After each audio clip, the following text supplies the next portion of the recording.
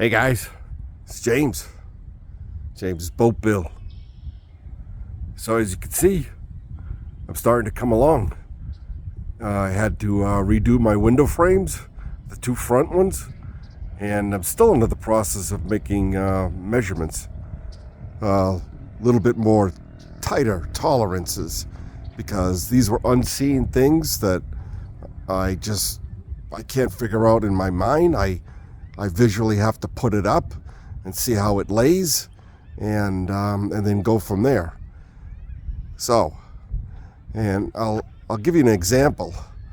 The angle that this is at right here is different than what it actually should be. You could see it's going to need to be trimmed to fit. Okay? And those are one of the examples. I get it close and then I trim to fit. Same thing with the top part. See, that would be a representation, that board sitting up there, of the roof when it gets installed. And there's 1.5 inches difference in the middle than there is at the sides. At the sides, it's flush.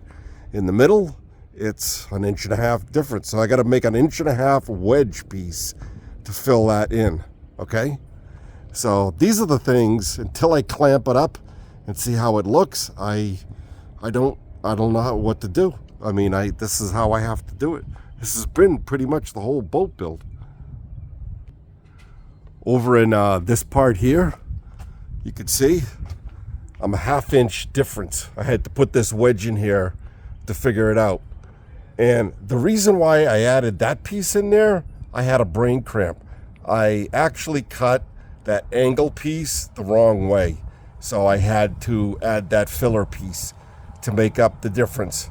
And then when I put everything together, come to find out, I'm 1/2 inch shy. So I need to put a 1/2 inch wedge there, and I got to put a 1/2 inch wedge there. And then I got to trim to fit this side here. That's what I did. Somebody let the cat out. Okay. Frankie.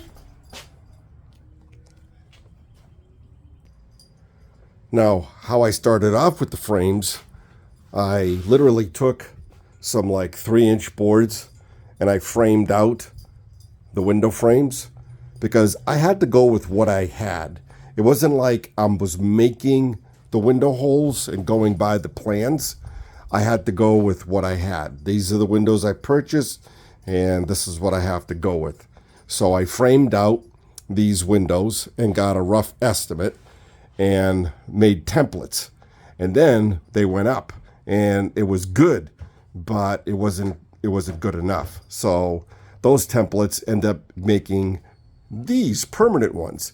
And now these permanent ones are, actually going to be fine-tuned to fit, and we'll be done with it. So, what do you say there, Frankie? That's Frankie the cat. Why don't you come on board with me? I still haven't put the motor well in, because it's easier access going up that ladder. But you can see I got I got my trusses in. They're going to hold up the 1/4 inch roof. They'll have a 3-inch overhang on each side, even the front. And there'll be a molding, so it won't just look like a piece of plywood that's sitting up there. So again, that's where the battery box is going to be, and the co-pilot.